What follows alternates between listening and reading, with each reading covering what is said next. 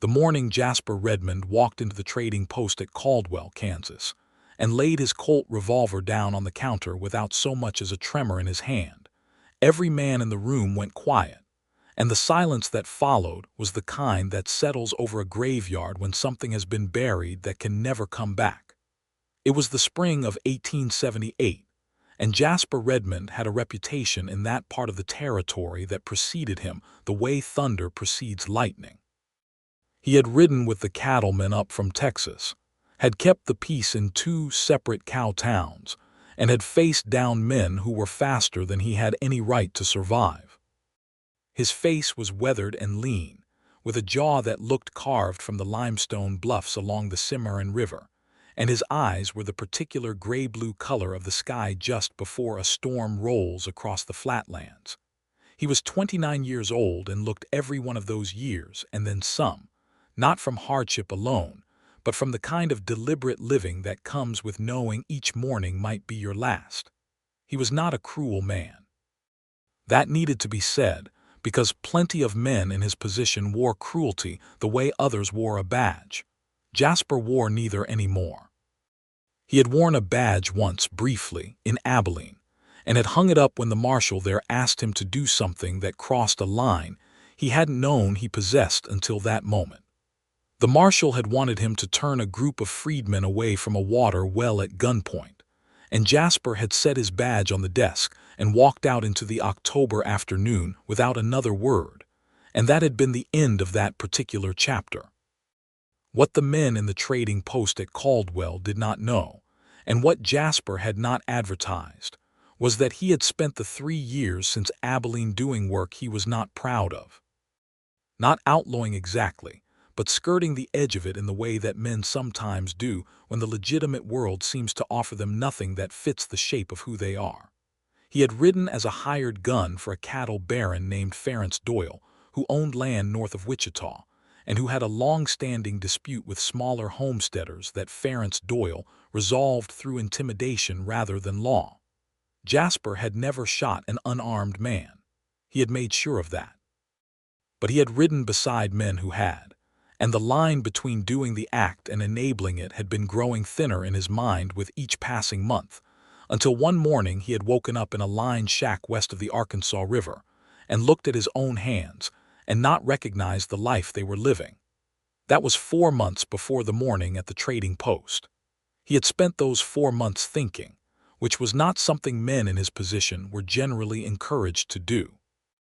He had drifted south, worked a brief stint at a livery in Wellington, and arrived in Caldwell on a Thursday morning with $43 to his name and a plan that most men who heard it would call foolish.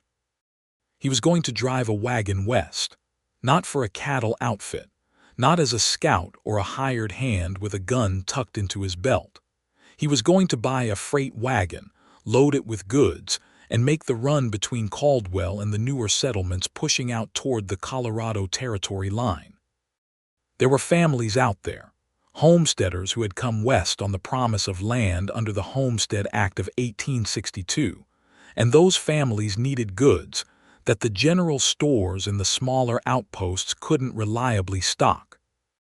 Jasper had talked to a man named Olin Graft who made the run twice a month and who was looking to retire to a rocking chair in Wichita, and Olin had told him the route, the stops, the prices, and the general temperament of the land. It was not glamorous work. It was not dangerous work in the way that his previous work had been dangerous. It was the kind of work that a man could do with both hands visible and his conscience reasonably quiet. So he laid his Colt on the counter of the trading post and said to Wheeze Pullman, who owned the post and who had known Jasper for going on 6 years, "I want to trade this for credit toward a wagon seat." Wheeze Pullman looked at the gun. He looked at Jasper. He looked at the 3 other men in the room who were all watching with the focused attention of people who have just witnessed something they cannot quite categorize. "You feeling all right, Jasper?" Wheeze asked. "I am feeling better than I have in some time," Jasper said. "What will you give me for it?" The Colt was a single-action army, the model the cavalry favored, with a 7.5-inch barrel and ivory grips that Jasper had acquired through a poker game in Dodge City 2 years prior. It was worth a considerable amount, and Wes Pullman was not a man who missed a fair deal when it presented itself. He named a figure. Jasper accepted it and walked out to look at the wagon that Olin Graft had already agreed to sell him, a sturdy Murphy freight wagon with iron-rimmed wheels and a bench seat that had been repaired twice but was solid enough. He paid the balance with the cash in his pocket and spent the next 2 days fitting it out with what he would need. The men in Caldwell talked about it. Of course they did. Men like Jasper Redmond did not simply set down their guns and take up freight hauling, and the town was small enough that any departure from the ordinary was treated as public property. Some of them said he had gone soft. Some of them said he had received a head injury they hadn't heard about.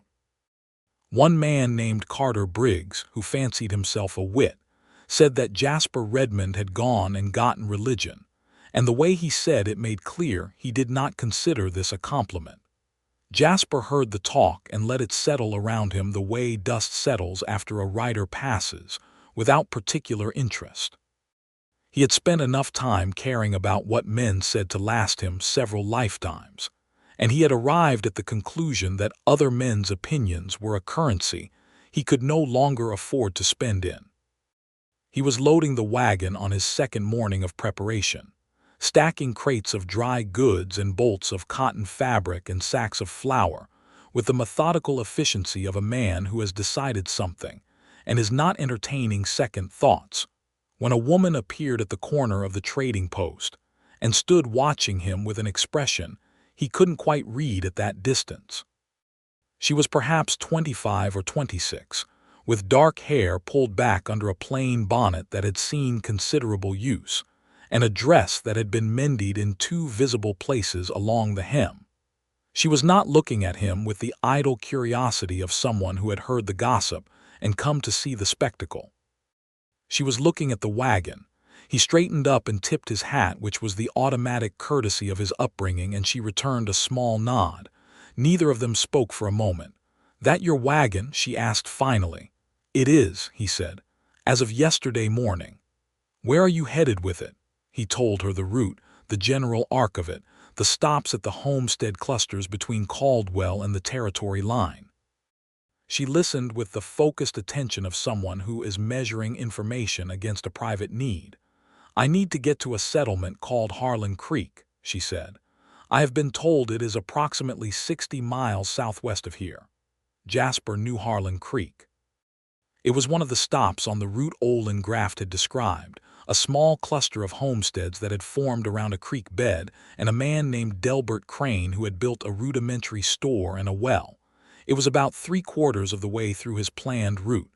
"I know it," he said. "It's on my route." She looked at him steadily. "I have money for passage," she said. "Not a great deal, but enough to be fair." He studied her for a moment.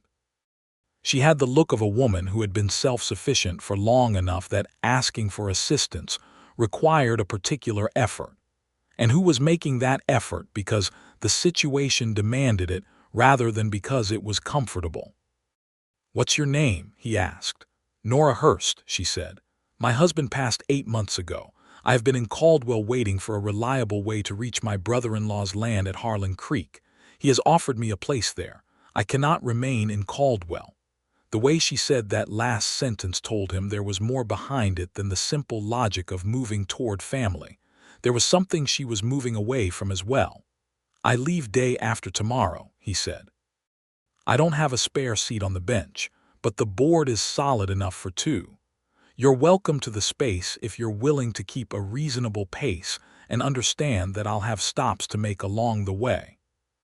She looked at the bench seat. It was indeed a single plank fitted to the front of the wagon, wide enough for 2 people if neither of them had a strong opinion about personal space. "That is agreeable," she said. He told her his name, and she registered it with the faint tightening around the eyes that told him she had heard it before, which in this part of Kansas was not surprising. He waited to see if she would change her mind about the arrangement. She did not. "Day after tomorrow, then," she said. "I will be here at dawn." She was there at dawn, with a single trunk and a carpetbag that together represented what remained of her life prior to that morning, and she climbed up onto the wagon bench with a self-possessed efficiency that suggested she had climbed onto plenty of wagon benches before and did not require assistance, though she accepted the brief steadying grip of his hand at her elbow without comment. The people of Caldwell watched them pull out. Jasper was aware of it the way he was aware of most things, with a steady peripheral attention that registered without dwelling. Nora sat beside him with her hands folded in her lap and her eyes on the road ahead, and they rode out of Caldwell in the early morning light without fanfare and without looking back, which suited them both. The road west out of Caldwell in the spring of 1878 was not much of a road in the formal sense. It was a track, beaten into the grass by previous wagons, winding and irregular, crossing creek beds and circling stands of timber, and periodically losing itself in stretches of tall grass that had reclaimed the ruts over the winter. The Murphy wagon handled it with the stolid reliability of a good-tempered draft horse, rolling over the irregularities with a kind of patient persistence that Jasper found he respected. The two horses pulling it, a pair of bay mares he had bought from Olin Graft along with the wagon, were steady animals without any particular drama in their temperaments. For the first hour, Nora and Jasper rode in a silence that was not uncomfortable but was not warm either. It was the silence of two people who have made a practical arrangement and are waiting to see what, if anything, grows around it. He asked her eventually where she had come from before Caldwell. She told him she had come up from Texas, from a settlement near the Red River, where she and her husband Thomas Hurst had been farming cotton on a small plot that turned out to be not quite large enough and not quite well watered enough to sustain them through 2 consecutive dry summers. Thomas had died of a fever in the late summer of 1877, leaving Nora with the plot of land, a mule, and debts that the sale of both had only partially covered. She told this with a directness that was not cold but was clearly practiced, the way people learn to tell stories that are painful by stripping them down to their facts until the telling is something they can manage. He asked what had brought her to Caldwell specifically, and she told him that Thomas's brother, Martin Hurst, had written to her after Thomas's passing and offered her a place at his homestead at Harlan Creek. Martin had been trying to farm there for 2 years and had made enough progress to have a house with 2 rooms and a working well, and he had a wife named Dorothea who, according to Nora, was a decent woman who would not make her feel unwelcome. "It is not the life I had planned," Nora said, with a frankness that Jasper found he liked. "But it is a life, and that is more than some people can say." He told her he understood that particular calculation better than she might expect, and she looked at him sideways with those eyes that were a warm dark brown under the shade of her bonnet. "They say you were a hired gun," she said, not accusingly, observationally. "They say correctly," he said, "and now you are a freight hauler. That is the current arrangement, yes." She was quiet for a moment, watching the grassland roll past them, the wind moving through it in long, slow waves. "Why?" she asked. It was a simple question, and it deserved a simple answer, and Jasper found that for once he had won. "Because I looked at my hands one morning and could not account for them," he said. "And I decided it was past time to be able to account for them."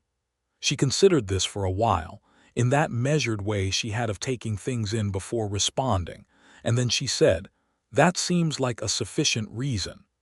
They stopped for their first break at midday beside a creek that had a fringe of cottonwoods along it, budding out in the pale green of early spring. Jasper watered the horses while Nora unpacked a cloth from her carpetbag that contained bread and dried beef and 2 apples, and she laid it out on the flat top of a large stone with a practicality that suggested she had provisioned herself carefully for this journey and was not going to be caught short. He had his own provisions in the wagon, but he sat down near the stone when she offered, and they ate together in the shade of the cottonwoods, with the creek running nearby in its quiet, unassuming way. A red-tailed hawk circled above the open grass to the south, and the spring sky was the bright, particular blue that Kansas wore in April before the summer heat arrived and turned it pale. "How long have you been doing this?" she asked, gesturing vaguely at the wagon and the road and the general enterprise. "This specific endeavor, 2 days," he said. That surprised a small laugh out of her, and it was the first time he had seen her face open up that way, the careful composure relaxing into something more immediate and unguarded, and it changed the quality of the afternoon considerably. "I meant the other thing," she said, "the guns and the hired work. 8 years, more or less," he said. "I came west from Missouri in 1870. I was 21 and considerably more confident than the situation warranted." "Most 21-year-olds are," she said. "I imagine you're right. I was 21 once," she said. "I married Thomas when I was 22. We went to Texas because he was certain there was money to be made in cotton if you got there early enough." She paused. "He was not entirely wrong, just not entirely right either, which is sometimes harder than being completely wrong." He understood that distinction. There was something particularly difficult about plans that almost worked, that were close enough to right that you couldn't stop believing in them even as they came apart. They repacked the cloth and got back on the wagon and continued west. The afternoon light came at them at a low angle as the day moved on, gilding the grass and casting long shadows off every irregularity in the ground. The wind picked up slightly from the south, warm and carrying the smell of earth and growing things, and Nora untied her bonnet and let it hang down her back, and Jasper noticed that her hair had some reddish undertone to it in the direct sunlight that the bonnet had concealed, a warm auburn mixed with the dark brown. He looked back at the road and did not say anything about it. They made camp that first night at the edge of a shallow draw where there was enough wood for a small fire and enough protection from the wind to make sleeping manageable. Jasper had a canvas tarp that could be rigged off the side of the wagon to provide shelter, and he set this up on the wagon's lee side, while Nora arranged her bedroll beneath it with the same efficient practicality she brought to everything. He built the fire and boiled coffee, and they sat on either side of it as the prairie dark came down around them, the vast, undecorated dark of the open plains that had no gradation or apology about it, just the stars arriving one after another until the sky was crowded with them. "It doesn't do that in Texas," she said, looking up. "Or at least not quite that way. The trees are too many in some places, and in others you're too tired to look." "It does it out here," he said, "every clear night." She sat with her coffee cup between her palms and watched the stars for a long time, and Jasper found himself watching her watching them, the firelight on her face making something uncomplicated and entirely involuntary happen somewhere in the vicinity of his chest. He looked back at the fire. They slept on their respective sides of the camp, a proper distance apart, and Jasper lay awake for some time listening to the sounds of the prairie night, the wind in the grass and the distant song of coyotes, and the occasional stamp and shift of the horses on their picket line, and thought about how thoroughly strange it was that his life had taken this particular turn, and found that strange did not necessarily mean bad. The second day they talked more. It came naturally, the way conversation sometimes does when two people are side by side with nothing else to look at but the same long horizon, and the road itself provides a kind of permission to speak about things you might not otherwise address. She told him about her childhood in Missouri, which was where she had grown up before Texas, in a farming family with 4 children of whom she was the second oldest. Her mother had been a woman of considerable practical intelligence, and her father had been a man of considerable impractical optimism. And between the two of them, Nora had received an education that was half mathematics and half dreaming, and she had found uses for both. He told her about Missouri too, because that was where he had come from as well, from a town near the Missouri River called Lexington, and they spent some time establishing that they had been in the same general geography in their respective youths without ever overlapping. She was younger than him by 4 years, which meant she had been a child in the years when he was first coming into whatever he was going to be, and the different shapes of their experience in the same soil was interesting to both of them. He told her about the man he had been at 21, the one who had come west with too much confidence and not enough sense, and made no attempt to make the story flattering. She listened without visible judgment, which he found unusual and worth noting. "You could have made different choices at various points," she observed. "It seems like you know that." "I do know that," he said. "That's something I arrived at on my own without being told." "Good," she said. "Men who have to be told that things are their own fault are considerably less interesting than men who figure it out." He glanced at her. "Is that your system for categorizing men?" "I have observed that it serves as a reasonable initial test," she said, with a gravity that he recognized after a moment was gently ironic, and he smiled, which was something his face had not done with any particular frequency in recent months. The second night they stopped near a homesteader's claim, a raw-looking establishment with a sod house, and a small garden plot marked out with stakes and string, where a family named Pickett had been trying to make their quarter-section work for going on 3 years. The Picketts, a husband and wife and 2 small children who regarded Jasper and Nora with the fixed stare of children who do not see many visitors, invited them to share supper in exchange for some of the goods Jasper was carrying, specifically flour and salt pork that Millicent Pickett had been stretching for longer than was comfortable. Supper was cornmeal mush and the salt pork fried up with onions, and it was not complicated food, but it was hot and abundant, and they sat around the picket table in the low interior of the sod house with the smell of earth and lantern oil around them.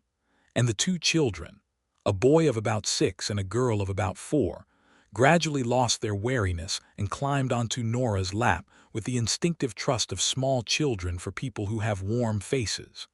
Jasper watched her with the children.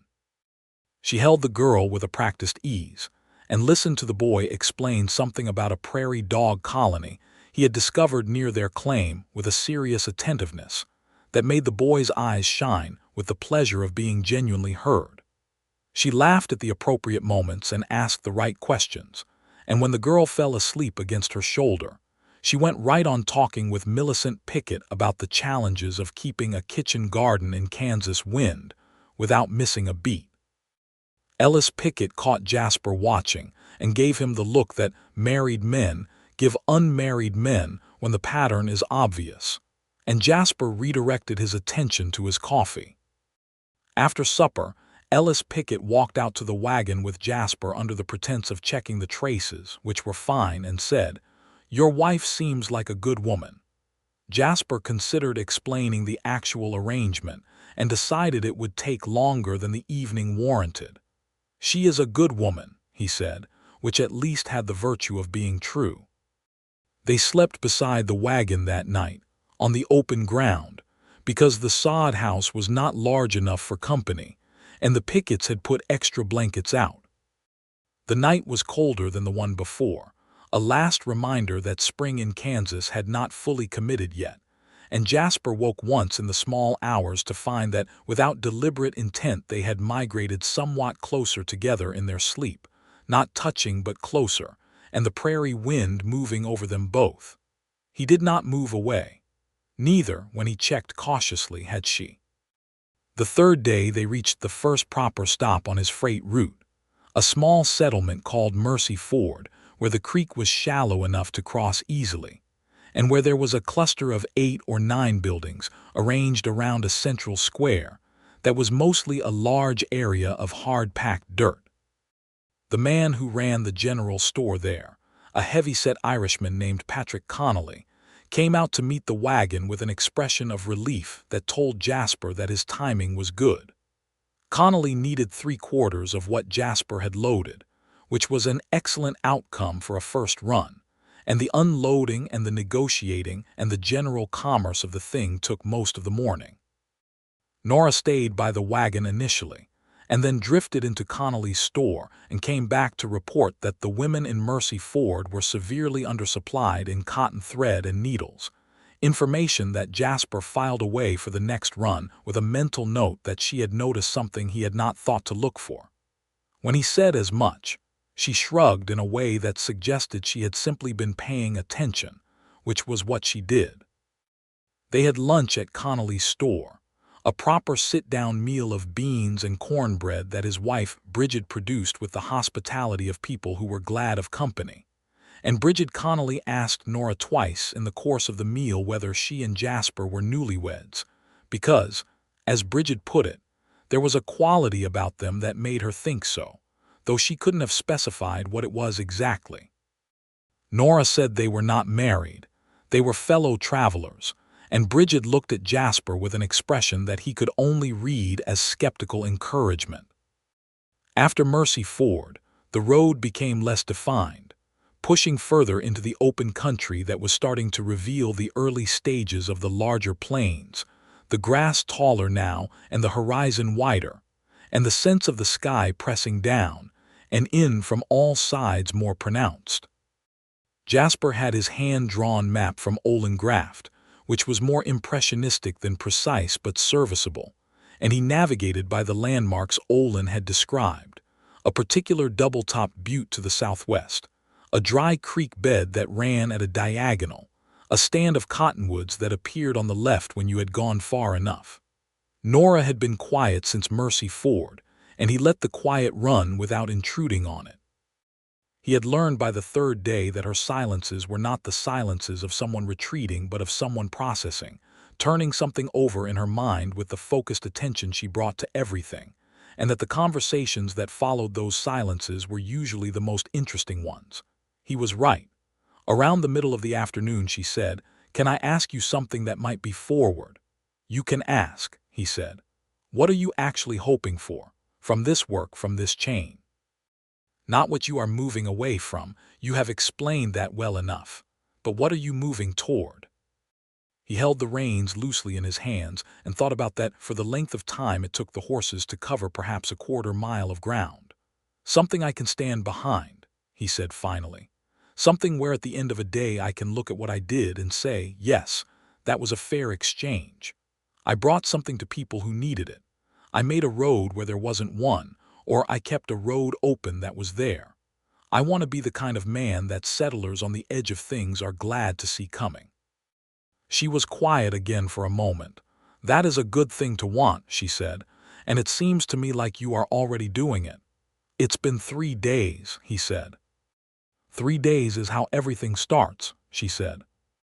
They made camp that third night on the open grass with no shelter near, just the wagon and the sky, and Jasper rigged the tarp again, and they sat by the fire longer than they had the previous nights, talking in the easy way that had developed between them, moving between topics without a plan, from the practical to the philosophical to the merely interesting, and somewhere in the middle of it, she said something funny about the particular stubbornness of mules versus horses, and he laughed, a real laugh.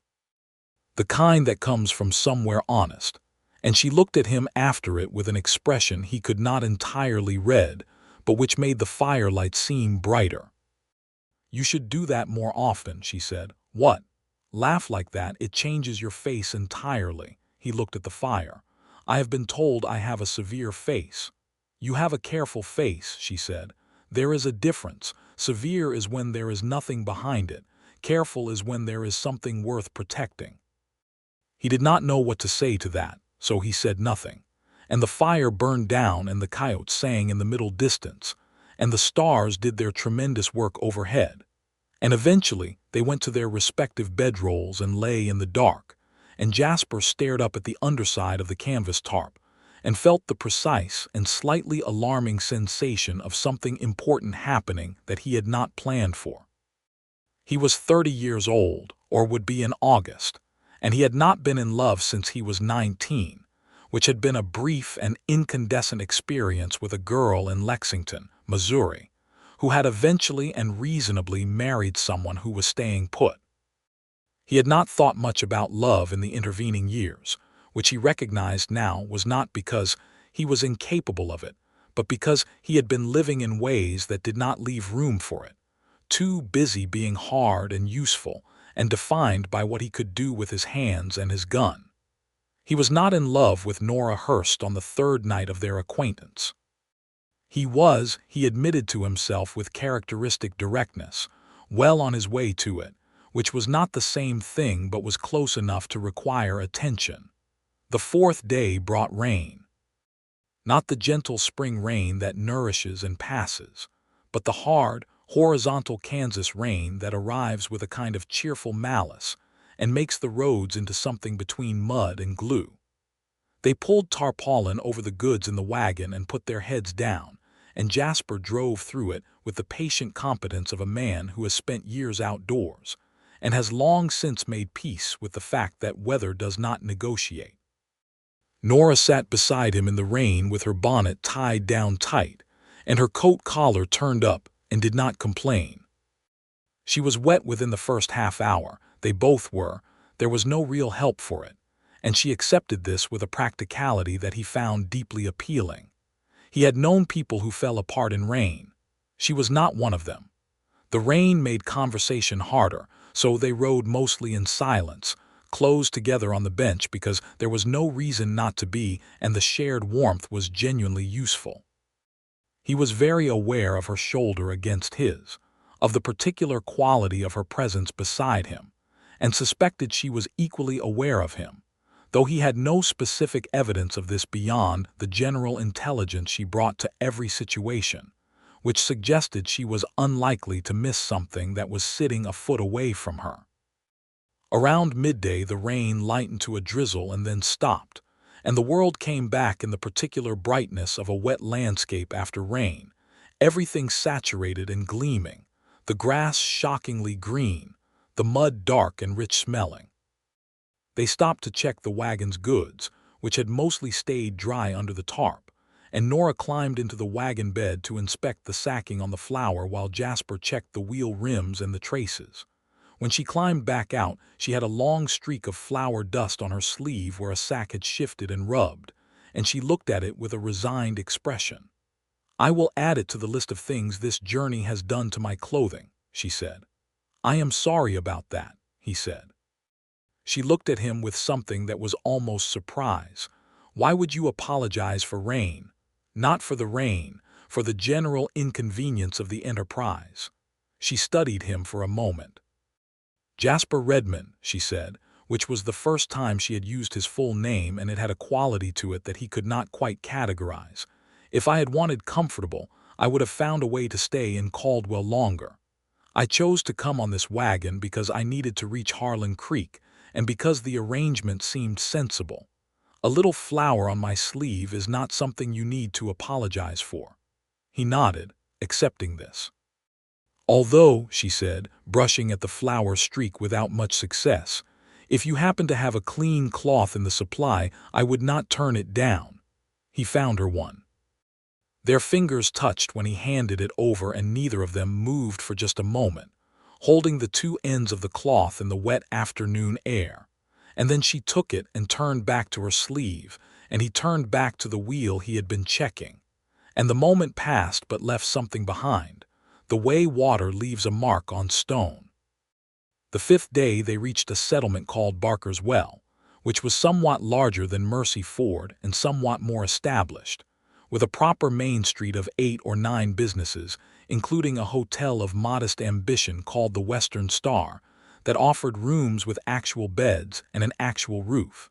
And Jasper, doing the arithmetic of what they had been paid at the first stop versus what he had expected, found he could justify a room here without strain. He approached the question with some care, aware of the social arithmetic involved, and offered to pay for 2 separate rooms, framing it as straightforward practicality. Nora looked at the hotel and then at him and said that separate rooms were an extravagance they did not need to indulge in, that the hotel could provide 2 cots in one room as well as any other arrangement, and if that was acceptable to him, it was acceptable to her. He said it was acceptable. He was not sure he was entirely truthful in this, but he said it firmly. The rooms at the Western Star turned out to have only 1 bed each, a situation the proprietor presented without apparent awareness of its implications, and Nora handled it by announcing that she would take the room, and the bed, and Jasper was welcome to his bedroll on the floor if he preferred a roof to the open sky, an offer he accepted, and which turned out to be the arrangement that suited them both, practically speaking. though sleeping 12 feet from her, with only the thin air of a modest hotel room between them, was a different experience than sleeping across a campfire. He could hear her breathing in the dark, when the town had settled down outside, and the sound was so quiet and ordinary and completely wrecking that he lay on his bedroll for some time staring at the ceiling with his arm behind his head, and conducted a very serious internal conversation with himself about the fact that he was in the business of freight hauling now, and not the business of complicating the lives of women who had already had considerable complications visited upon them. The internal conversation was thorough and mostly convincing. He fell asleep eventually. In the morning they had breakfast at the hotel's table, with 3 other travelers and the proprietor's wife, and the conversation over eggs and biscuits was general and pleasant. And when they went out to the wagon afterward and Nora climbed up onto the bench, she was carrying 2 cups of coffee from the hotel kitchen that she had asked for specifically to take on the road, one for each of them. And she handed him his when he climbed up beside her with a matter-of-factness that suggested she had simply decided this was now their custom. He held the cup and felt unreasonably moved by it, and told himself to maintain some proportion.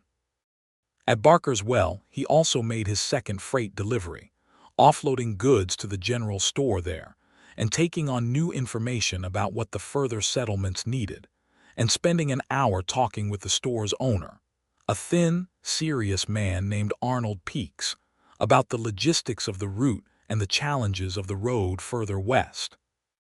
Arnold Peaks told him that there had been some trouble further along the line, not the kind of trouble that involved outlaws, but the kind that involved a particularly bad spring in terms of flooding, and that one of the creek crossings ahead was going to be higher than normal. He shared this information with Nora, who received it with her usual composure, and asked practical questions about the depth of the crossing and whether there was an alternate route, and they worked through the options together with Arnold Peaks' map, and arrived at a plan that added half a day to the journey but avoided the high water. It was a sensible solution arrived at by sensible people, and Jasper noticed as they worked it out that she moved through practical problems with the same clear-headedness she brought to everything else, without drama and without false certainty, just the steady application of attention. He was struck, not for the first time, by how capable she was. Not merely competent, which was a word he associated with adequacy, but genuinely capable in the way of someone who has faced real difficulties and not been diminished by them. She had lost her husband, lost her home, traveled across unfamiliar country on her own, arranged her own passage, and was doing all of this with her eyes open and her spine straight. He admired her enormously, which he was aware was not the same as being in love with her but was beginning to occupy the same territory. The alternate route took them north of the flooded crossing and then back southwest, through a section of country that was hillier than the direct route, with long, slow rises and descents that the Murphy wagon handled well, but that required more attention from the horses. On the second day of the detour, they came to the top of one of the longer rises, and the view from the top of it stopped them both. Not literally.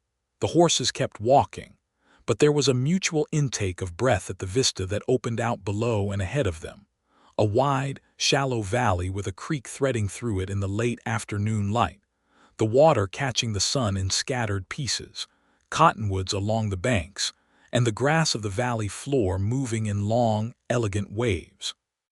"Oh," Nora said, and it was the most purely unguarded thing he had heard her say, just that one syllable of a response to beauty, honest and immediate. He stopped the horses. They sat there together on the bench at the top of the rise and looked at the valley for a while, and the horses stood patiently, and the wind moved through the grass below them, and nothing was said that needed to be said because the thing they were both feeling was not really about the valley. He became aware that she was looking at him rather than the valley, and when he turned she did not look away, which was itself a kind of statement. "I owe you a proper thank you," she said, "for the seat." "You paid for it," he said. "Not with money," she said. I mean for the fact of it, for not being the kind of man who turned me away." He met her eyes. "There was no possibility of turning you away," he said, and he meant it more broadly than the words covered, and from the slight change in her expression he thought she knew it. They went down into the valley and crossed the creek at a ford that was wide but not too deep, and made camp in the cottonwoods on the far side where the ground was soft with leaf matter, and the creek made its steady, sociable noise nearby. Jasper made a good fire that night, a proper one with enough wood to last, and they cooked beans from the supply and had hard bread and the last of the dried apples, and talked for a long time.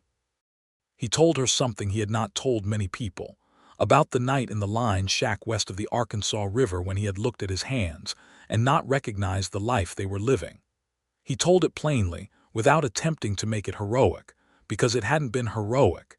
It had just been a man sitting in a dark room finally admitting something to himself. She listened with the same quality of attention she always brought, which was not passive but active, engaged, leaning into the story. When he finished, she said, "I think that kind of moment requires courage. Not the kind that comes quickly in a crisis, but the kind that comes slowly and has to be chosen deliberately." "I'm not sure I deserve that construction," he said. "I'm not in the habit of offering credit where it isn't deserved," she said. "Ask anyone who knows me." "I believe you," he said. She looked into the fire. "Thomas was a good man," she said, in the tone of someone opening a door carefully. "I want you to know that because I am aware that I may have made him sound merely like a chapter of misfortune. He was kind and he tried hard and he loved me in his way. But we were not, perhaps, people who lit up for each other. We were people who fit together well enough to make a life, which is not the same thing." He understood the distinction. He sat with it for a moment. "Is there a difference between lighting up and fitting together?" he asked. "In the long run," she looked at him. "I think so," she said. "I think they are both necessary, actually, if you want the long run to be a thing worth running." The fire popped and settled. An owl called twice from somewhere in the cottonwoods. "I think you are right," he said. They were close enough together that the firelight treated them as one, and neither of them moved further apart, and the conversation went on but had changed its quality, become softer and more careful. The way conversations do when something has been said that is not quite direct but is also not quite indirect, and both parties are navigating the space between. He did not kiss her that night. He thought about it with considerable clarity and decided that the moment was not the right one, that she deserved to arrive at Harlan Creek and settle herself into her new circumstances before anything else was asked of her, and that whatever was developing between them had the peculiar quality of something that would survive being taken slowly.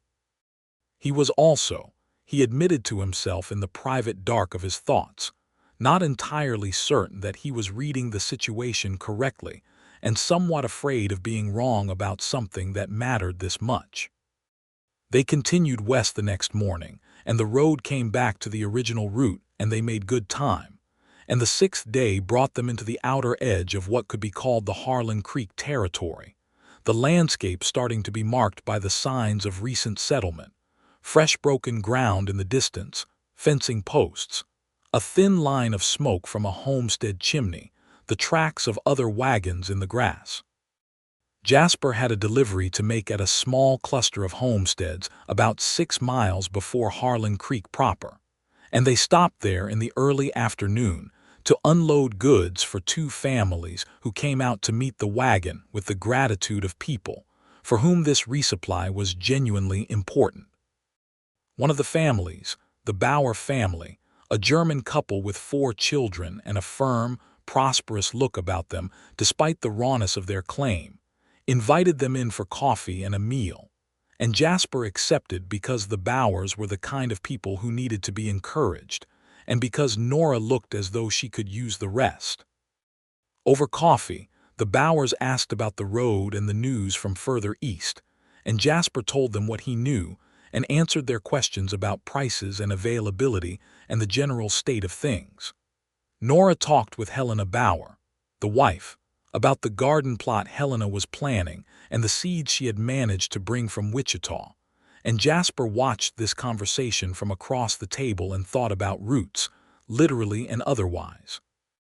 After the Bowers, they drove the remaining 6 miles to Harlan Creek in the late afternoon, and the settlement came into view gradually, a collection of buildings that was not quite a town, but was more than a few homesteads, maybe 15 structures visible from the approach, with a central well and a store that had a hand-painted sign and a hitching post out front. Martin Hurst's homestead was a half-mile north of the central cluster, as the storekeeper Delbert Crane directed them when they stopped to ask, and they drove up to it in the long evening light. The house, a properly built wooden structure of 2 rooms with a good roof and a porch along the front, a garden behind it already showing some early green, and a barn at a sensible distance. Martin Hurst came out of the barn when he heard the wagon, a big, solid man in his middle 30s with Thomas's coloring, but a different quality of expression, more settled, more content with his circumstances. He saw Nora on the wagon bench and walked toward them with his arms opening. Nora climbed down from the wagon and the two of them embraced in the yard, and it was a genuine, warm embrace, the kind between people who share a grief and have found each other on the far side of it. Dorothea Hurst came out of the house in an apron and joined them, and there was the brief ceremony of reunion, the exclamations and the slight tearfulness and the rapid exchange of news, and Jasper sat on the wagon bench and gave them their moment. Then Martin looked up at him with the direct, measuring look of a man who is assessing the character of someone who has been with his family member for a week in the open country, and Jasper met the look steadily. "You are Redmond," Martin said. "I am," Jasper said.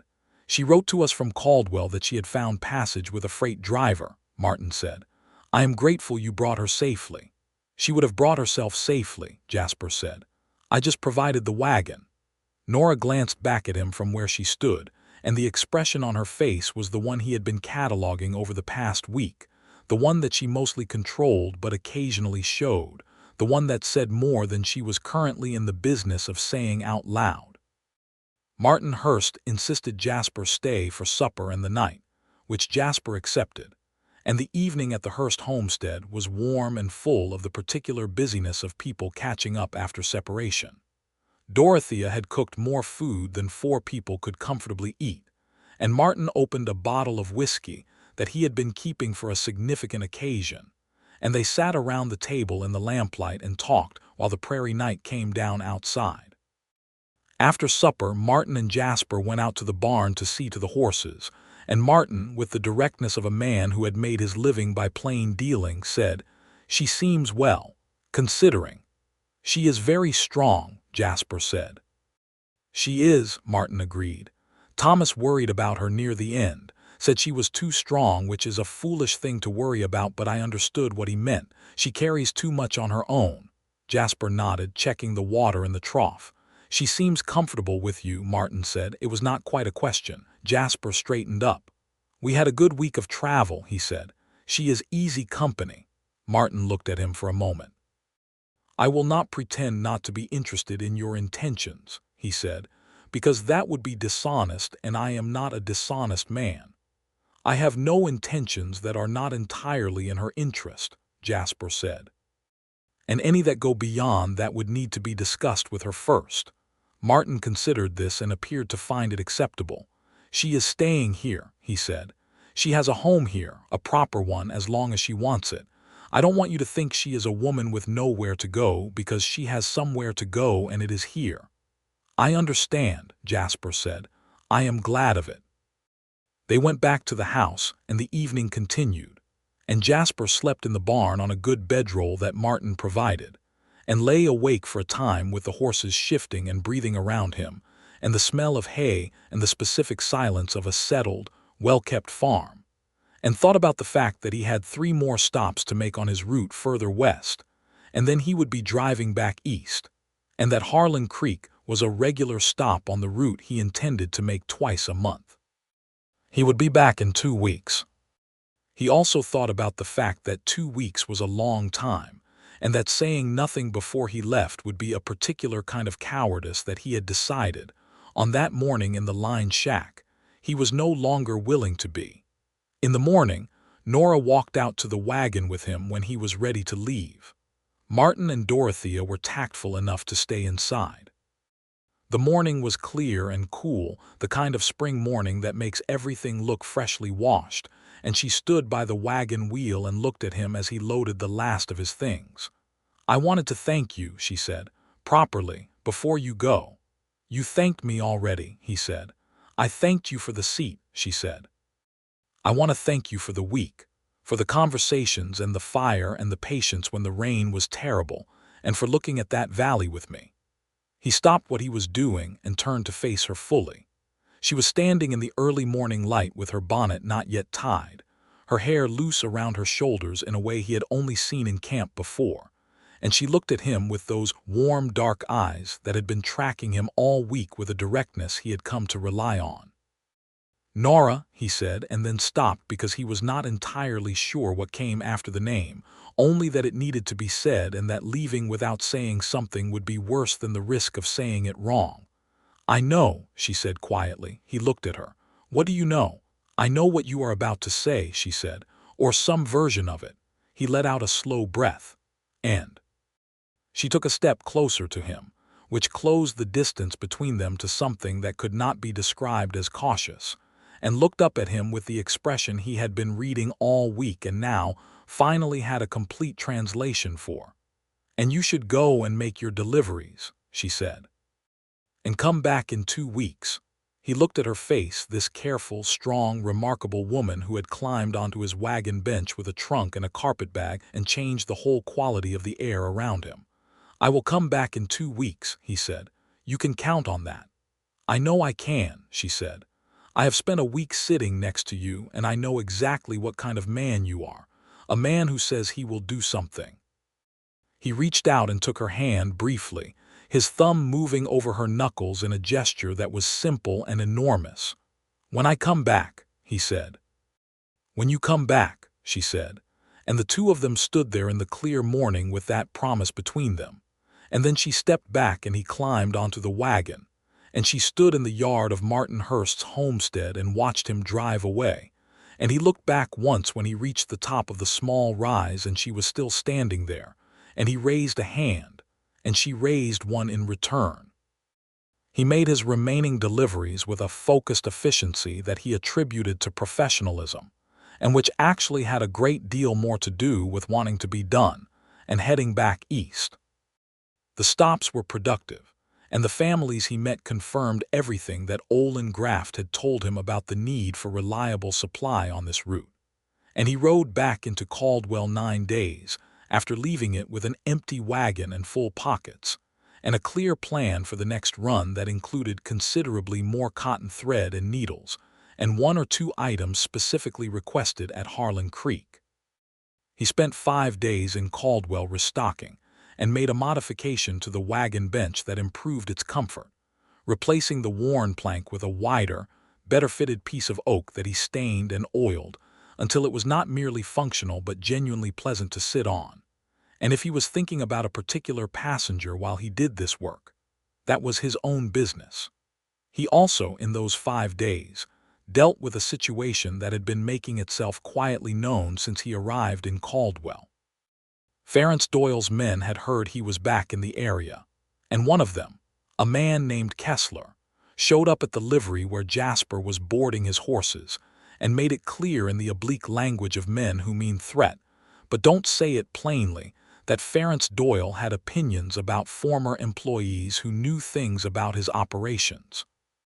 Jasper listened to this with the patience of a man who is no longer easily alarmed, and then said, with equal clarity and the particular tone that had kept him alive for 8 years in a violent profession, that he was done with Ference Doyle, and that Ference Doyle was welcome to feel whatever he liked about that, but that anyone who showed up at his wagon again would find the conversation considerably less comfortable.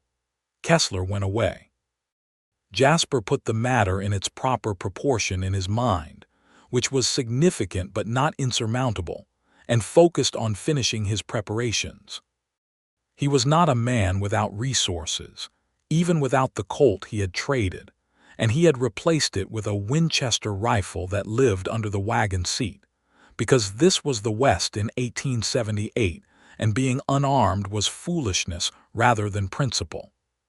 He also, in those 5 days, walked into the office of a lawyer named Everett Sims, who had his practice above the dry goods store, and had a conversation about the legal structures available to a man who intended to make freighting his regular profession, because Jasper Redmond had decided, in the course of 9 days on a wagon with Nora Hurst, that he was not just changing what he did for a living but was building something, and things that are being built require foundations.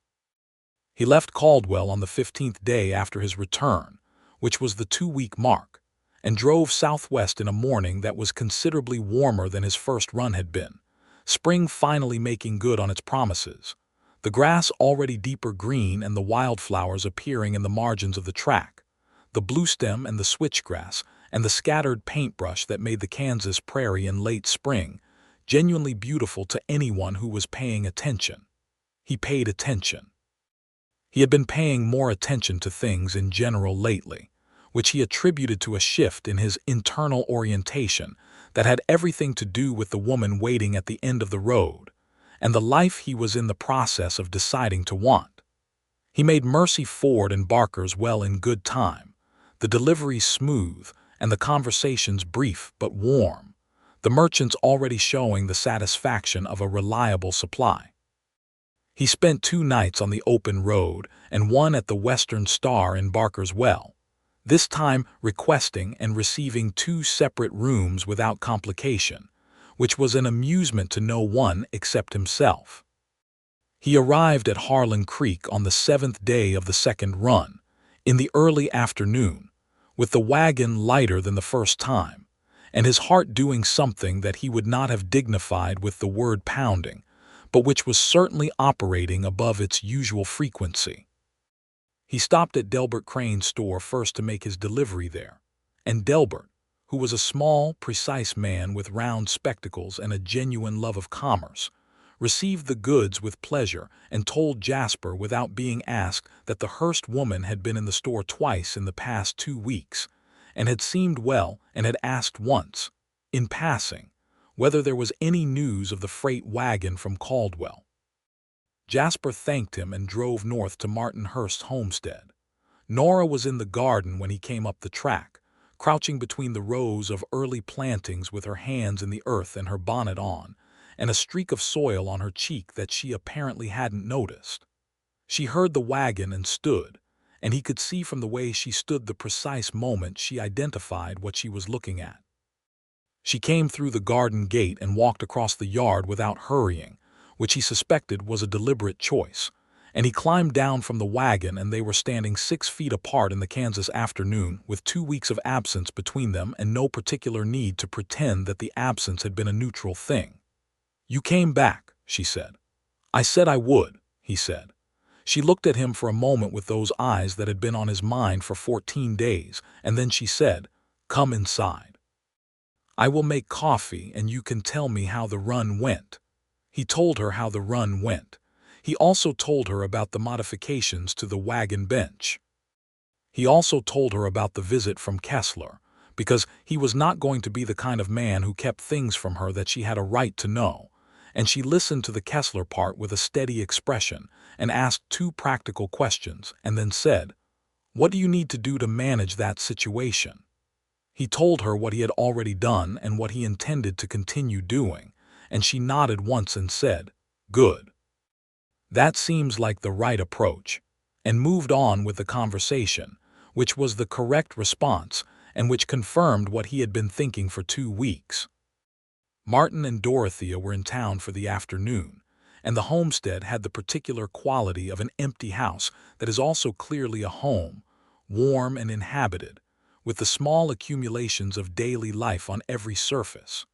Nora had been here only 2 weeks, and already her presence was woven into the space. A piece of mending on the chair by the window, a book spine up on the kitchen table, a handful of wildflowers in a tin cup on the windowsill. They sat at the kitchen table with their coffee and talked for a long time. The easy, ranging conversation that they had developed on the wagon but which now had a different quality. More still, the way conversations are different when you are not moving through the world but are stopped in it, present in a place rather than passing through. Eventually, the conversation quieted in the way that conversations do when the talk has reached its natural edge, and what remains is either silence or something else. And Jasper set down his cup and looked at Nora Hurst across the table and said what he had been composing and revising for 2 weeks. "I want to ask you something," he said. "And I want to ask it properly, not by implication or indirection. You deserve a direct question." She looked at him with complete attention. "I am in the process of building something," he said. "A trade, a route, a livelihood that is worth something. I have started it and I believe in it and I intend to continue it. But I find that the question of what I am building it for is one I cannot answer without answering another question first." "What other question?" she asked, though he suspected she already knew. "Whether you might be willing," he said, "to allow me to court you, not as a convenience of the road or a fellow traveler or any other practical arrangement, but deliberately. With the understanding that I am a man who is still in the process of becoming something better than what he was, and that the becoming is genuine, and that you are part of the reason I am certain of it." The kitchen was very quiet. A log shifted in the small iron stove. Outside, a meadowlark performed its elaborate song from somewhere in the grass. Nora looked at him for a long moment, with all of the intelligence and the careful judgment that she brought to everything, and then she said, "I will allow you to court me, on the condition that you understand I am not a woman who can be handled with delicacy indefinitely, and that what I want eventually is not to be courted but to be chosen."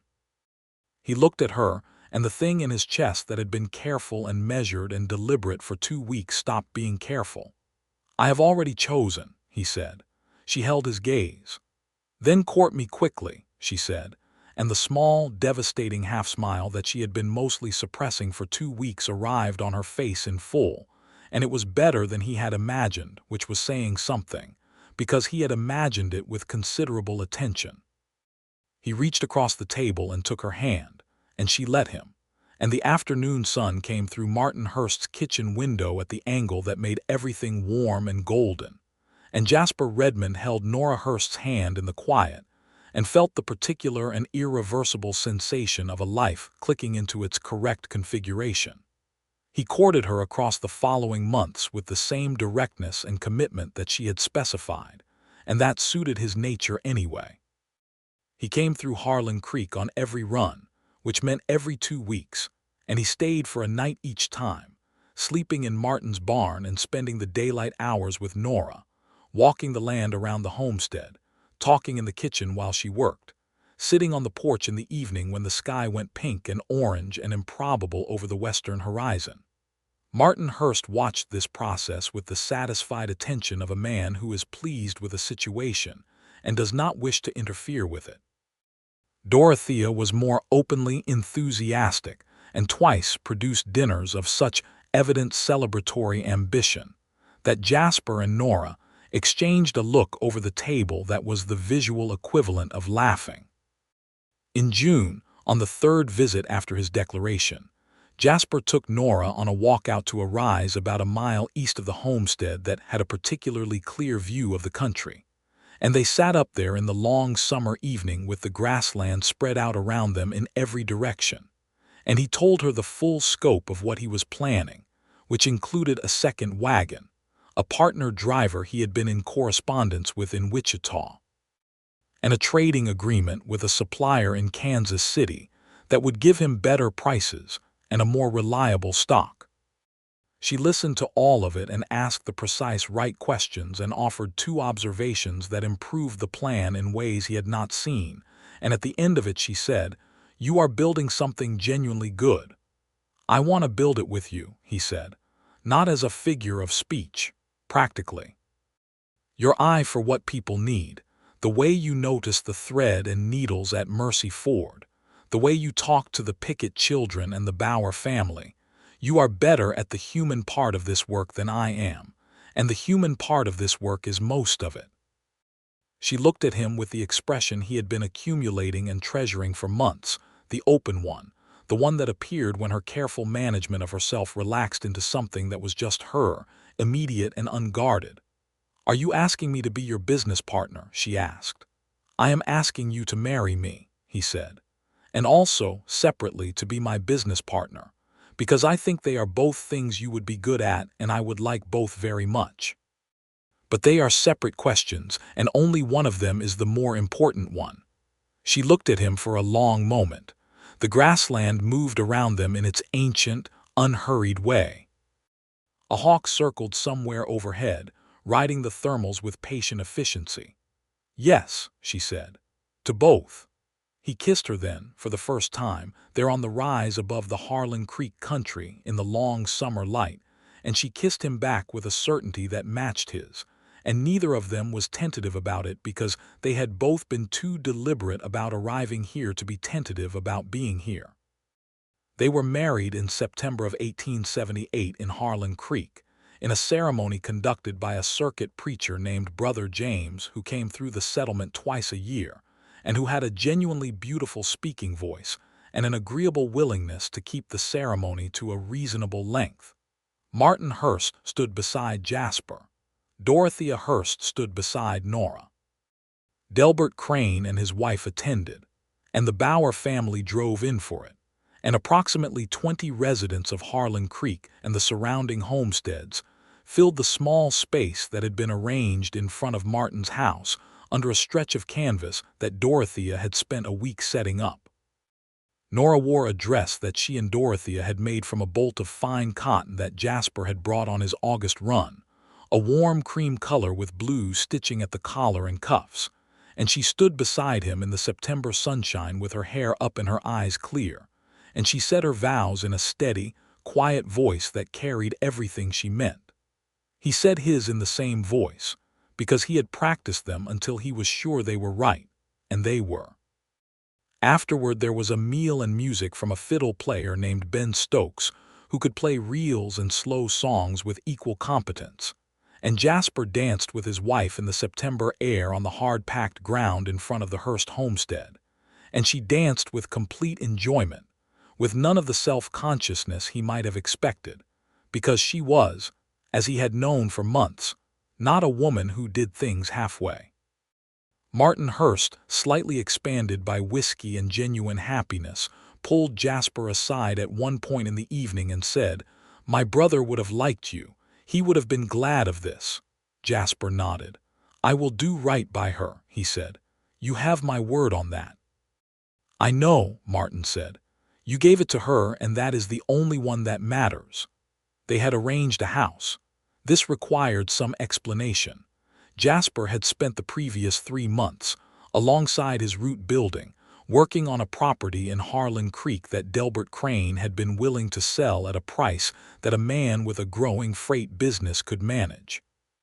It was a lot on the south side of the settlement's main track, and on it was a building that had been a warehouse of sorts for Crane's overflow goods, structurally sound but unfinished as a residence.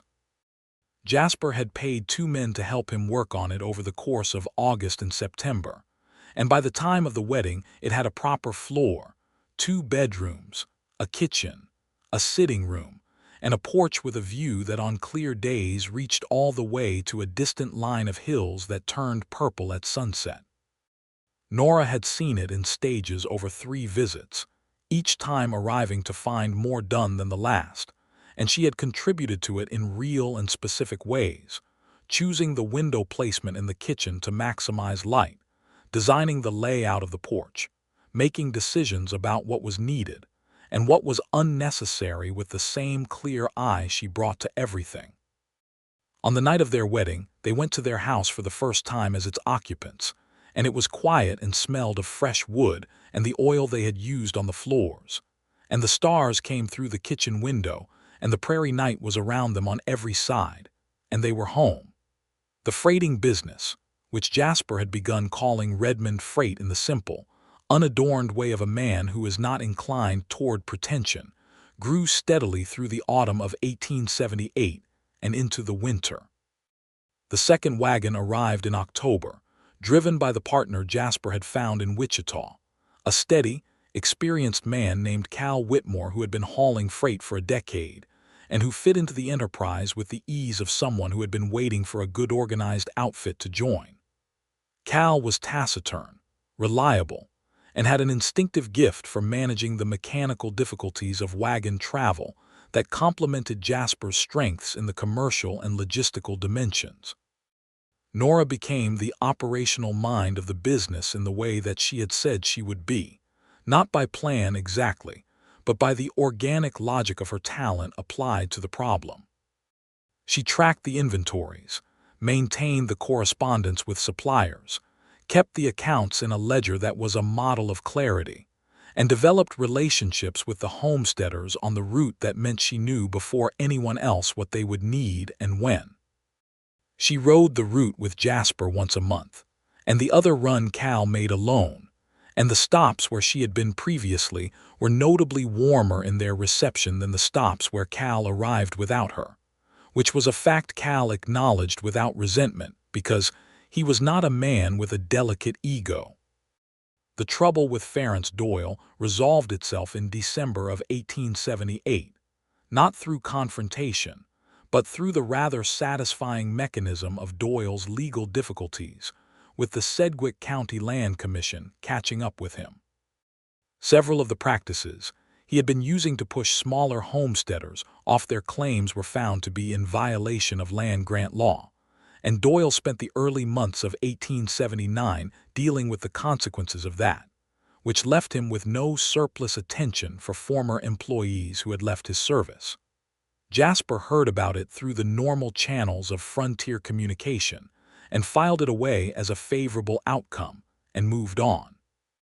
The winter of 1878 to 1879 was a hard one in that part of Kansas, with cold that settled in early and stayed long, and the prairie route was challenging in ways that good preparation mitigated but could not entirely eliminate.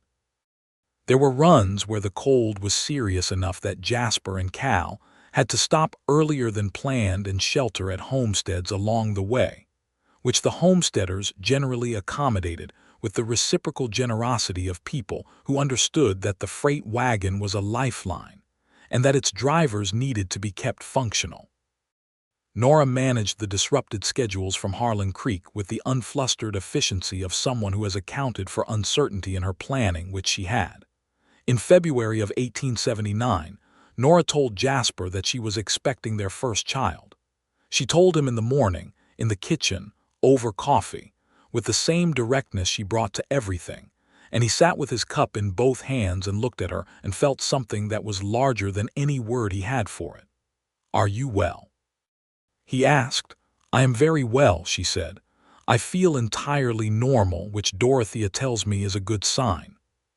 He set down his cup and came around the table, and she stood to meet him, and he held her with a care that was different from all the previous times, not lesser but larger, and she let herself be held, which was also different because Nora's self-sufficiency sometimes manifested as a reluctance to accept the simple comfort of being held.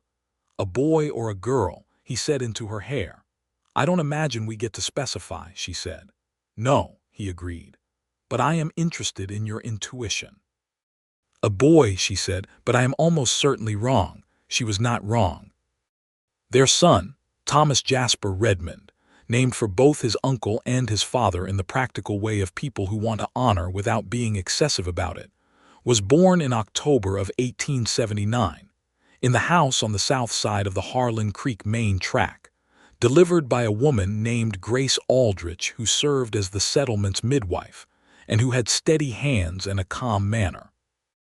Martin and Dorothea were in the house, and Martin paced the kitchen floor in a way that Dorothea told him was unnecessary, and which he continued to do anyway. Jasper sat where he was allowed to be, which was in the room, because Nora had been explicit about that preference, and he was there when the baby arrived and was placed in his mother's arms, and the first sound Thomas Jasper Redmond made in the world was a demanding, indignant cry that suggested he had strong opinions about his circumstances. And Nora laughed, tired and luminous, and looked at Jasper over the top of the baby's head with an expression that was beyond any previous accounting. He reached out and touched his son's cheek, the improbably soft cheek of this new person, and then took Nora's free hand and held it, and did not say anything because there was nothing that words improved. The baby changed things in the specific ways that babies always change things, and some additional ways that were particular to them. Nora's management of the business shifted to accommodate the reality of an infant, and Cal Whitmore took on the solo runs with a small pay increase that he accepted with characteristic lack of drama. Jasper adjusted his own schedule to maximize his time in Harlan Creek, and what had been an entirely mobile professional life became something more firmly rooted, which was an adjustment he made without difficulty, because the root was something he had been growing toward for more than a year. Thomas was a vigorous, attentive baby who slept well enough and ate with the enthusiasm of someone who has decided that the world is primarily a place of good resources, and Nora managed him with the same clear, affectionate practicality she brought to every challenge. And Jasper discovered in himself a capacity for the specific repetitive tasks of early parenthood: the rocking, the walking in circles, the patient presence in the small hours, that he had not known he possessed, but which appeared fully formed the first time Thomas was unhappy in the night, and Nora needed to sleep. Dorothea Hurst told Nora privately that watching Jasper with the baby was one of the most reassuring things she had ever witnessed, and that Thomas had a gift for character assessment that was remarkable in a man who had come from the background he had. Nora, reporting this conversation to Jasper with amusement, said, "She means it as a compliment." "I take it as one," he said, the baby asleep against his chest, one small fist curled around the collar of his shirt. The spring of 1880 brought expansion. Cal Whitmore had found a second driver, a younger man named Sam Olds, who had come west from Ohio, and was learning the route with the enthusiasm of someone who finds the work congenial. And Redmond Freight was running 3 wagons by April, covering a route that had extended its eastern reach to a supplier connection at Wichita and its western reach to settlements that had pushed deeper into the territory, as the homesteading continued its relentless spread. Nora, who was managing the accounts and the correspondence and the customer relationships, suggested in March that they open a second office at Barker's Well, which was the natural midpoint of the extended route, with a local agent who could receive orders and handle some of the commercial work that was becoming too numerous for a single location. Jasper recognized immediately that this was right, and they went about finding the appropriate person for the role, which took several months of careful consideration before they settled on Arnold Peaks, the thin, serious storekeeper who had first told them about the flooding in the spring of 1878, and who turned out to have a gift for logistics that his grocery business had been wasting. By the summer of 1880, Redmond Freight was a going concern in the genuine sense, not a hopeful experiment but an established business with reliable clients and a recognized value in the communities it served. Jasper drove one of the 3 wagons himself still, because he was not a man who was comfortable managing from a distance when he could be managing from the middle of things. But the nature of his driving had changed from the entirely solo enterprise of the first run to the orchestrated movement of a coordinated operation, and the satisfaction was of a different, and in some ways greater kind. He was driving back from a supply run to Wichita in August of 1880, the wagon loaded with a new stock that included several items that Nora had specifically requested for the expanding list of what their customers needed, when he came to the top of a rise about 20 miles east of Harlan Creek and stopped for a moment to rest the horses and look at the country. The late summer plains stretched out around him in every direction, the grass in its late-season gold and brown, the sky the deep, saturated blue of August late afternoons, and it looked exactly like the country had always looked, the same endless, indifferent beauty that had existed here long before any wagon had made tracks through it, and would exist long after all the tracks were gone. But the same landscape looked different to him than it had when he had first driven west 2 years before, because he was different, which was the only kind of change that actually mattered. He had not traded his gun because he thought it would make him a better man in any simple or immediate way. He had traded it because he had decided to find out what was underneath the gun and the reputation and the careful hardness, and what he had found was someone who could build things and care for people, and drive a wagon toward a woman waiting at the end of a road. What he had found was himself, which was late in coming but was not, he thought, too late. He clicked the horses forward and drove toward Harlan Creek in the long late summer light. Thomas was walking by then, with the determined, slightly unstable gait of a child who has recently discovered the vertical option and is not yet fully confident in it. And the house on the south side of the main track had been expanded by a room to accommodate the practical reality of what a young child requires in terms of space. Nora had designed the addition herself, with a specificity about the window placement and the storage that the carpenter from Barker's Well, who had come out to do the work, initially questioned and then, seeing the results, admitted was correct.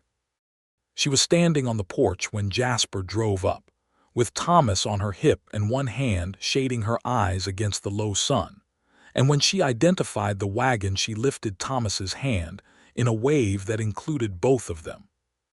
He stopped the wagon in front of the house and climbed down, and Thomas reached for him with the complete confidence of a child who has never had reason to think the reaching won't be answered.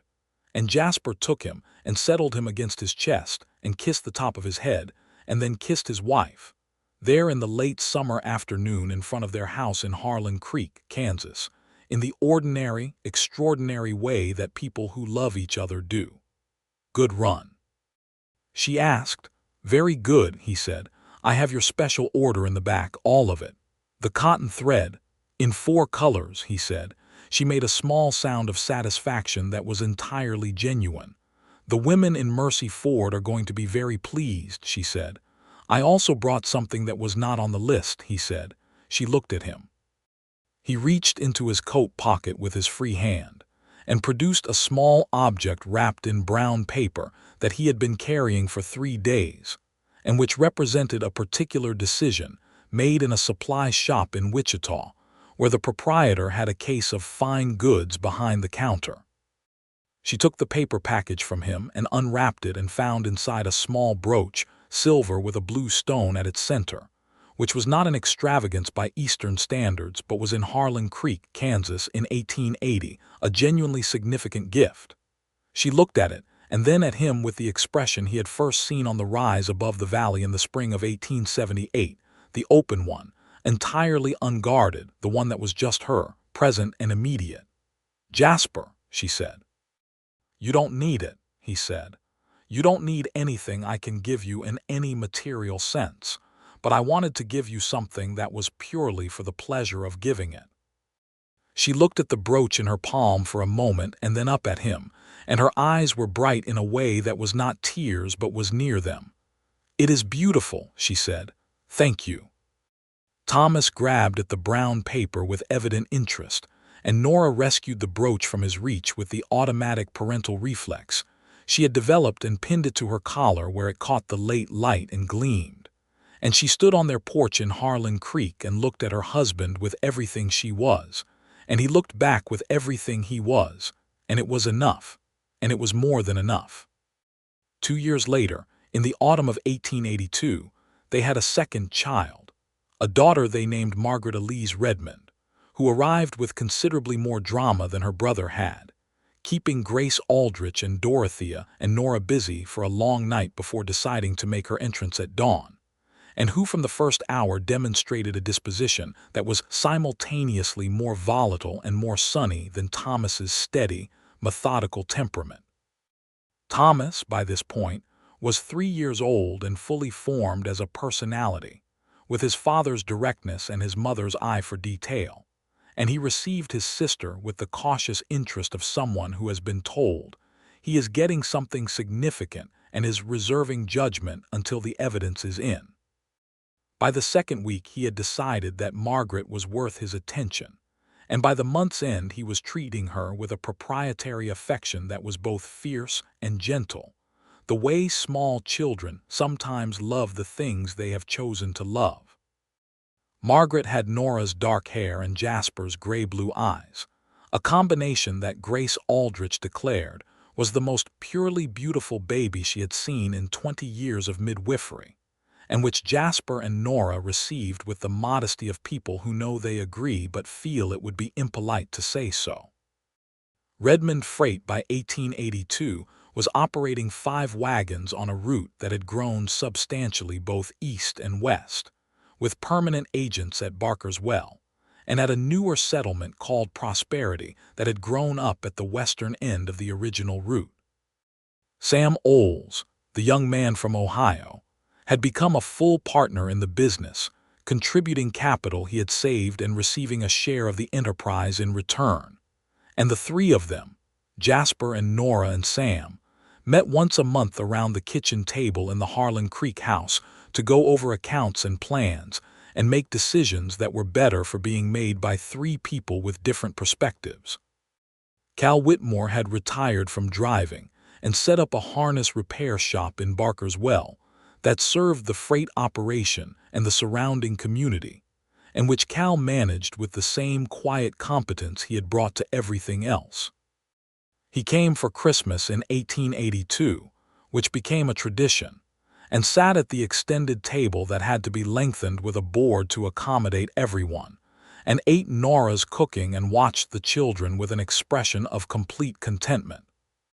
Martin and Dorothea Hurst had added to their homestead, turning it into one of the more productive small farms in the Harlan Creek area, and Martin had become something like the unofficial mayor of the settlement, a role he neither sought nor rejected, and which suited him because he was the kind of man that people brought their problems to anyway. He and Jasper had developed the easy, deep friendship of men who respect each other's abilities and share a common anchor. In the summer of 1883, the settlement of Harlan Creek became large enough to incorporate as an official township, a process that required surveying and paperwork, and a vote among the residents that was conducted with considerable seriousness, and produced, among other decisions, the selection of Martin Hurst as the first elected justice of the peace, an outcome that Dorothea received with pride and Martin with a philosophical acceptance of the weight of public life. The incorporation also brought a school, a proper one with a teacher hired from Wichita, a young woman named Charlotte Graves who arrived in August with a trunk of books, and a determination to educate the children of the territory that Nora recognized with immediate respect. The school's first enrollment included Thomas Redmond, who was by then 4 years old and possessed of opinions about arithmetic that Charlotte Graves met with the patient authority of a good teacher, and within a month he was coming home with the particular brightness of a child discovering that learning is available. Nora took Charlotte Graves to dinner twice in the school's first month, the way she did with people she wanted to properly know, and the dinner conversations ranged widely, and they became friends in the way of women who are both serious about things, without drama or competition, just the straightforward pleasure of having someone worth talking to. Life in Harlan Creek, which had been raw and new and provisional in the spring of 1878, had become by 1883 something genuinely established. The main track was still not a formal street, but had been graded and had hitching posts and a water trough and businesses on both sides.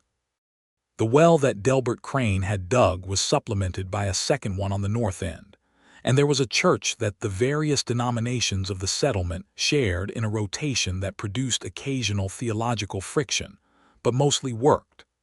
There was Grace Aldrich's midwife practice, and a doctor who came through from Barker's Well twice a month, and who was slowly developing a local practice. There were also injustices, as there always were in the West of that time, and Jasper and Nora were not people who looked away from them. There were freedmen homesteaders in the county who had taken their land under the same terms as the white homesteaders, but who faced difficulties in obtaining supplies, credit, and fair treatment that had nothing to do with their competence or effort. And Redmond Freight made a specific point of serving them on equal terms, which in 1883 was not as obvious a choice as it might sound. Jasper had a directness about this that came from the Abilene incident and from the years since, and Nora had grown up with a mother who had been explicit about fairness as a non-negotiable, and between the two of them the business operated from a clear position. There were also the difficulties that the expanding settlement posed for the people who had been in this land before the homesteaders arrived. The Cheyenne and Arapaho who had ranged this country for generations, and who were being pressed into smaller and less tenable spaces by the relentless advance of settlement that the government was both enabling and actively pushing. Jasper had seen enough of the frontier to understand the dimension of this injustice, even if the structures of his world gave him no clear mechanism for addressing it beyond refusing to participate in the active cruelties, and conducting himself with the basic decency that some men in his position chose to abandon. He talked to Nora about it honestly, more than once, in the way that they talked about difficult things, not looking for easy resolutions but also not pretending that difficulty was the same as acceptability. These were not simple questions, and the story of the West was not a simple story, and they lived in it with their eyes open, which was all that could honestly be asked of anyone in their position. The autumn of 1883 was a beautiful one, the grass going golden and the sky taking on the particular clarity of fall, the kind of air that makes everything seem sharper and more precisely itself. Jasper drove the route twice that autumn, both times with Nora beside him on the wagon bench, the same bench, now well-worn and comfortable, that she had first climbed onto in Caldwell 5 years before. They stopped on the second October run at the top of the rise above the valley where they had stopped that first autumn, the wide valley with the creek threading through it and the cottonwoods along the banks. The cottonwoods were gold now with the season, bright against the blue sky, and the creek caught the light in its same scattered pieces, and the grass moved in the same long waves, and they sat on the wagon bench with the horses stopped and looked at it the way they had looked at it the first time. "Do you remember?" she said. "I remember everything," he said. She looked at the valley for a while.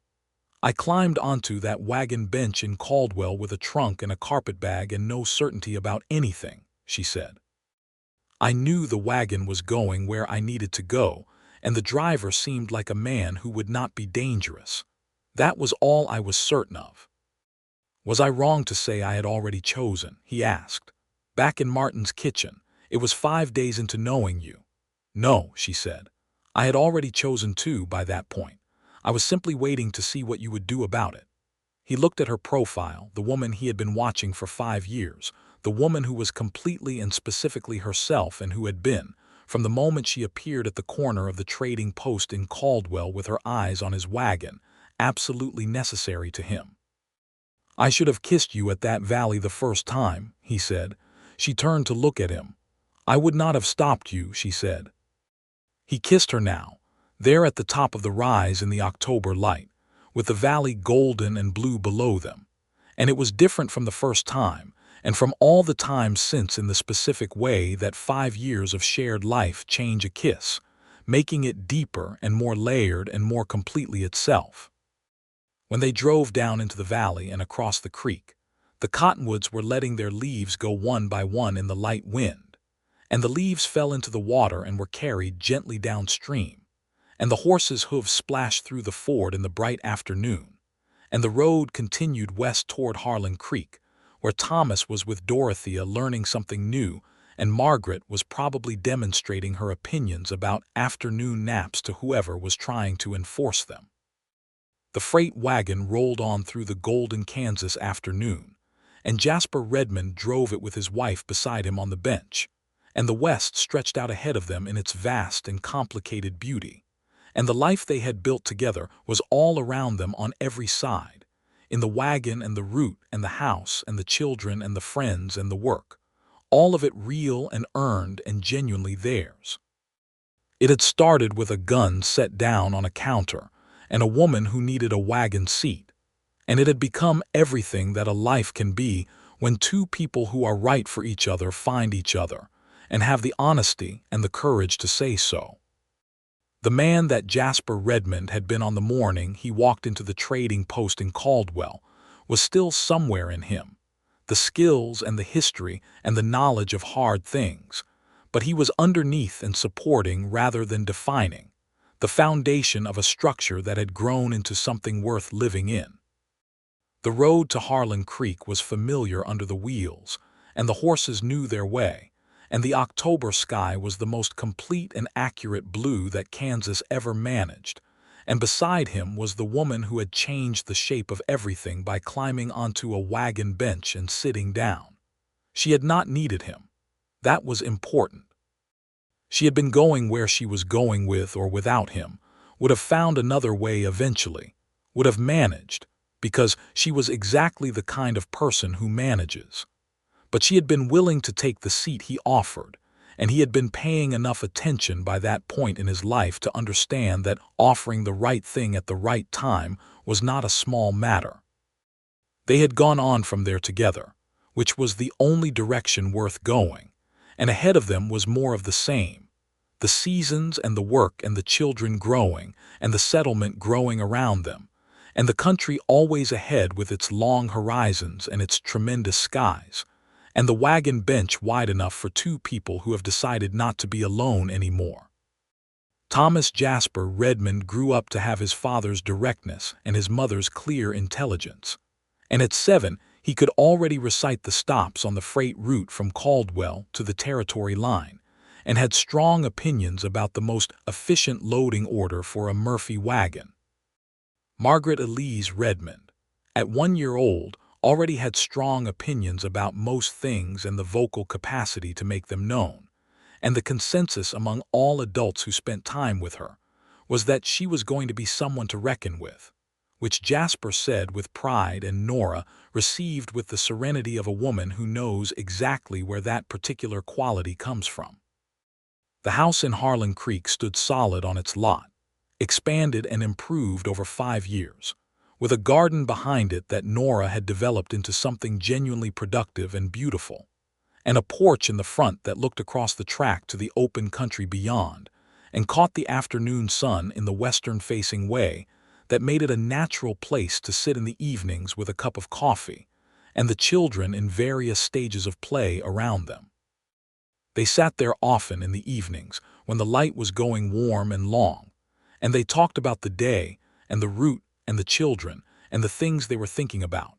And sometimes they just sat in the quiet that was the particular quiet of two people who are comfortable enough with each other to need no filling, the silence that is not absence but presence, the kind you arrive at only after you have said everything that needed saying and found that more always grows.